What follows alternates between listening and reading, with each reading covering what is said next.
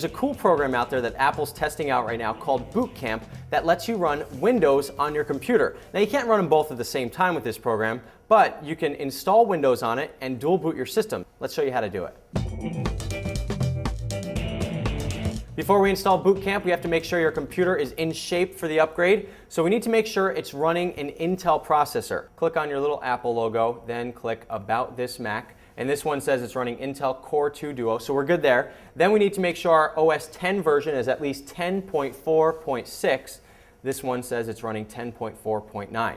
Now, underneath there's a little software update button. We need to click that and make sure we're running all of the latest software. Once all of that is done, do not go any further until you back up your system. Now it's time to fire up our browser and go to apple.com/bootcamp. You need to download this 28-page installation and setup guide.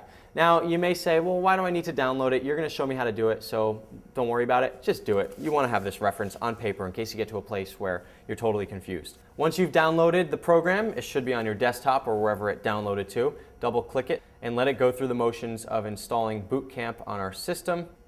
Now, you won't find a Boot Camp icon on your desktop, so you need to browse to your Finder, then go to Applications under Utilities. You should find it. There it is, Boot Camp Assistant. Double click it and let's start it up. So the first thing you need to do is put in a blank disk to make a set of drivers and other software that you're going to run on the Windows side once you have this all installed. Now you need to make a little space on your hard drive to install the Windows software. I'm just going to click here on this Use 32 gigs to make it easy and partition away. Once it's finished partitioning, you'll see this screen that says Start Windows Installations. You want to grab your Windows disk. It'll tell you the ones that will work for this. You have to have a full installation disk, and you just pop that in and click Start Installation. Now your computer is going to shut down. It's going to restart and actually boot off the Windows disk into the Windows installation mode. The first thing Vista is going to ask you to do is enter in your product key for activation, but I'm sort of trying out Vista. I just want to see how it works on my Mac, so I'm not going to activate it just yet. So even though it doesn't look like you can skip this page, just click Next without entering anything in the form and click No after that. And it'll still let you install Vista, you just won't have anything available after 30 days of use. So we want to check to make sure that we're putting it on the right partition. We don't want to copy this over our Mac OS 10 installation. So here's partition 3 is 32 gigs, which is exactly the amount that we partitioned before. So that must be it. So here's the portion where it's going to take the longest for this installation. It's going to copy all the files to your hard drive, expand them, then install Vista, and finally restart your system and start up the new Vista operating system. So this is going to take a little bit.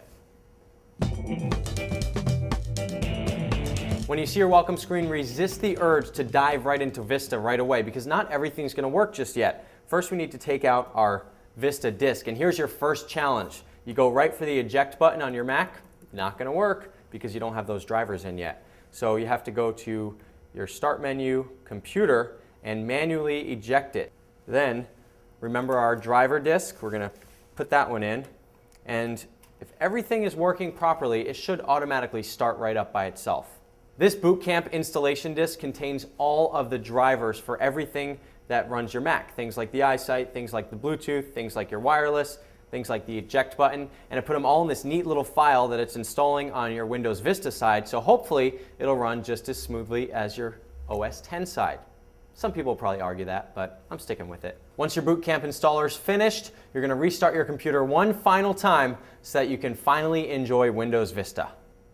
I wish there was some great screen that says, congratulations, look, you just installed Windows on a Mac, but there's not going to be. One thing you do get is a little Boot Camp help dialog box that'll pop up the first time when you restart in Vista. Close that out. And to test to make sure we did everything right, let's press our eject button and see if our disk comes out.